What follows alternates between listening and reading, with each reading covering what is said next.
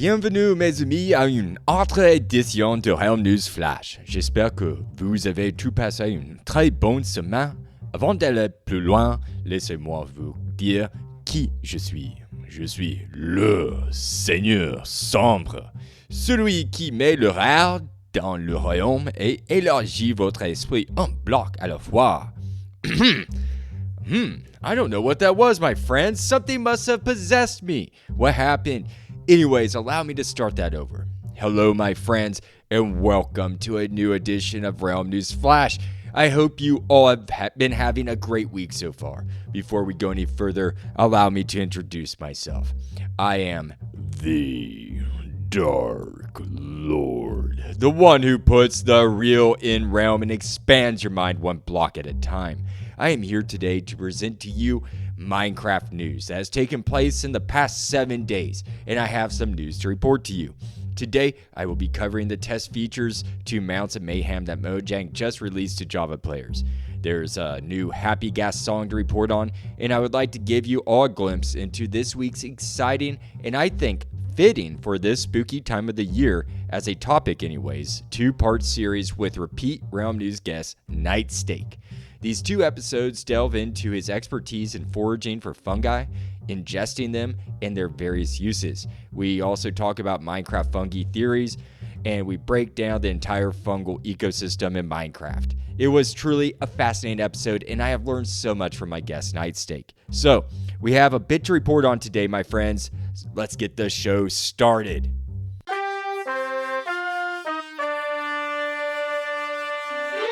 On October 9th, at 10:12 a.m., Minecraft on Twitter, now X, posted this. Quote, test features from the Mounts of Mayhem drop. Wield the spear to try your hand at taming all the mounts shown at Minecraft Live, including the zombie horse. Out today in Java Snapshot and coming soon to Bedrock Preview/Beta. Check out our blog post here. They provide a link. End quote. As you Bedrock players probably caught right away, we will have to wait just a bit until we can test these out for ourselves. Perhaps they have been released by the time you are listening to this. The link attached to that post takes you to minecraft.net, where you will find a well-written article by Sophia Dankus titled Test the First Features from Mounts of Mayhem, published on October 9th this year. It goes on to describe all the new test features that the lucky Java players get to play as we Bedrockers watch what they do on YouTube videos. The article begins with her describing the mighty spear in all its glory. It states that to use the spear on a steed, you will have to master precision in order to land your blow upon your foe. The spear is a heavy item, and it has a fatiguing effect if held for too long, and it will eventually drop. Thus, timing is of the essence while jousting. I can't wait to play around with this and see it for myself. I personally really enjoy the spear, and I'm happy that the developers created it and put it in the game. I think it takes finesse and a harness skill in order to master using this new weapon, and I believe that this will open up a whole new wave of ideas when it comes to adding complexity to combat. That's just my opinion. Please write in and let me know how you enjoy it and if you have tested out the spear. Minecraft.wiki goes on to say a few interesting things about it, such as it has the longest reach for attack in the game as a hand weapon. It can damage an enemy from 4 blocks away, which is amazing. Swords, tridents, and other weapons of such only have a 3.5 block reach. I would also like to take this moment to point out a couple things that an account I follow on Twitter named @heuristic_ or just Harry, who is a Minecraft.wiki administrator, provided more insight on the spear's features in combat. They point out that the spear has these additional features as well. Not being able to attack until 100% charge, looting no longer being sword exclusive, and attacking through foliage such as grass.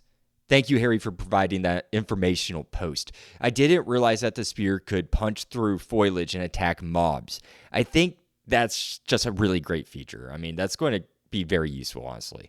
I want to provide a brief insight from a private chat I had with Minecraft Mastermind, MichealTBH, yesterday on a private Twitter feed. I asked him what he has liked so far the most and what he least likes about the drops of Mayhem. He responded by saying this, quote, I have to admit, seeing the zombie horse after so long actually in survival is amazing. The spear is great, but I am worried about the power balance among other things. End quote. I proceeded to probe him by asking him what what it is about the spear's power balance that has you concerned. MichealTBH replied by saying, quote, I don't know. I don't think it goes either way. I just think it throws everything in the air, end quote. He didn't provide any more insight beyond that statement, but what I took from it is that he is hesitant about the spear. I'll have to follow up with him when it officially releases into Minecraft and ask his opinion on it, and then see if it's changed or how that's morphed, or maybe it stayed the same. Regardless, I always appreciate having his insights and talking with him about the game. Now, moving on. To top it off, the developers have answered our prayers when it comes to enchanting the spear. We will have the option to enchant the spear with the Lunge enchantment. Yes, the Lunge enchantment. This enchantment will grant you a burst of speed, which will help increase jabbing damage as you thrust the spear into your enemy. This is about as primitive as warfare gets. If you want to hear more about the spear, I recommend going to listen to Realm News Flash number 53, where I cover all that was presented to us at the Minecraft Live event in 15 minutes, all consolidated down. As far as the Nautilus is concerned, I recommend listening to that episode as well that I just mentioned. However, they did confirm our suspicions of the zombie Nautilus being tameable. The zombie horse is also tameable, which I think is just great. I cannot wait to have both of these new mounts for myself. I think the Dark Lord riding around on a zombie horse is simply fitting, and I won't have it any other way. But to tame them, you will have to dismount their riders, which will either be a zombie-wielding spear jockey or a trident-wielding drowned jockey. So, best of luck to us all. I hope you all have fun testing out these new features. As you all know, I don't test features out. I wait until they are official, then I play with them. That's just my modus operandi. I would like to now briefly tell you about the latest song to join Minecraft's compendium of music, the Happy Ghast song, created by Element Animation. It is a minute, 52-second long song and is the fourth musical-based video to be created, besides the super duper Minecraft musical, Caves and Cliffs, the musical, and a Warden song, per minecraft.wiki. You all heard it at the Minecraft Live 2025 fall event when they presented us that amazing music video animation that accompanied the song. Well, you can now find it on Spotify and listen to it. This was announced to us on Twitter by Minecraft on October 10th. With that said, folks, that's all the news I have for today. Let's now move on to the next portion of the show, where I will provide you a clip from this upcoming Thursday's Realm News episode titled Part 1, Mycelium Mysteries, Decoding Minecraft's Fungi Network with Master Crafter NightSteak. I know, that's a long title, but hey, I covered it all in one sentence. Let's go check it out.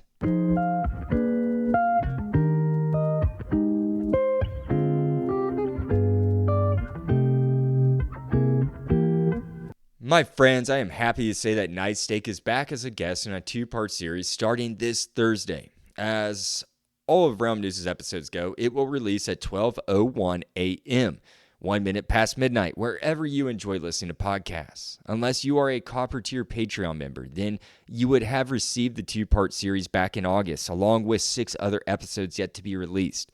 Part 1 is titled Mycelium Mysteries, Decoding Minecraft's Fungi Network with Master Crafter NightSteak. Allow me to read to you the episode description before I play a clip. Quote, in episode 94, part 1 of Realm News is Mycelium Mysteries, Decoding Minecraft's Fungi Network with Master Crafter NightSteak. Host The Dark Lord welcomes back special guest NightSteak, owner of the largest museum on the oldest Minecraft survival multiplayer server, minecraftonline.com. They dive deep into the fascinating world of Minecraft fungi and mushrooms, exploring theories about their origins, connections to the nether, and real-world mushroom foraging. NightSteak shares his expertise on identifying and using mushrooms both in-game and in real life, including intriguing facts about Amanita tea, mushroom evolution, and the mysterious Mooshroom biome, or the Mushroom Fields biome. Join them for an enlightened episode that bridges Minecraft lore with real-world mycology. Disclaimer, Realm News does not support or endorse the use of drugs. Discussions are for informational and educational purposes only. End quote. It was a very unique episode. Allow me to now play a clip of NightSteak talking a bit about the strange yet fascinating history of Amanita tea.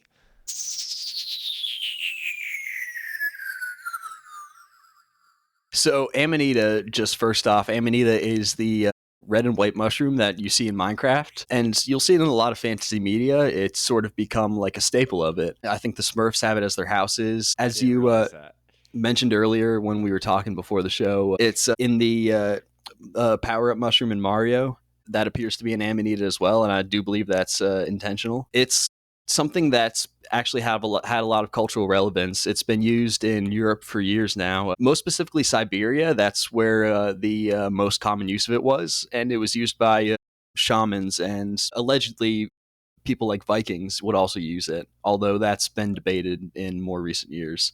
But it was definitely used by shamans who would either consume it themselves and then, like, not to get too graphic, but like they'd like pee it out, and then that pee would be like consumed by others, because like the Amanita mushroom, it has something called ebotonic acid in it, and that'll make you sick. It'll make you throw up. I've only experienced this once, and I gotta say it's rather unpleasant. But there's ways to actually get the ebotonic acid out now by like boiling it and like mixing it with lemon juice. But back in the day, there wasn't any of that. So it was either a shaman that drank it and then peed it out, or it was also allegedly they used reindeer. So they'd make the reindeer eat the mushroom, and then they'd collect the pee of the reindeer, and then they'd use that instead. Luckily now, like I said, we have more civilized ways of doing it, but that's how they used to do it back then.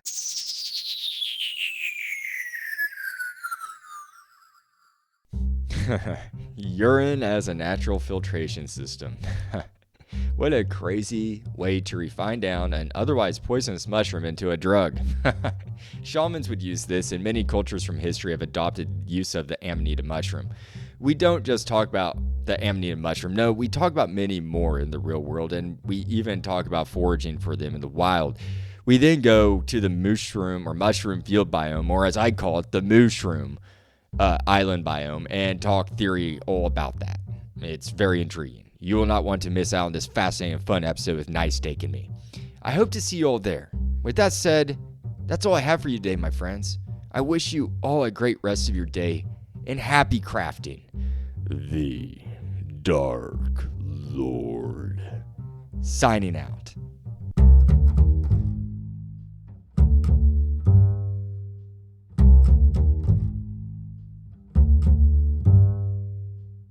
Hey, Realm News fans, it's your host, the Dark Lord, the one who puts the real in Realm and expands your mind one block at a time. I am here to tell you that your support means everything. Spread the word by telling friends, liking, and commenting on Spotify or Good Pods. Find me on X, Blue Sky, Reddit, or via email at bio.link/realm news.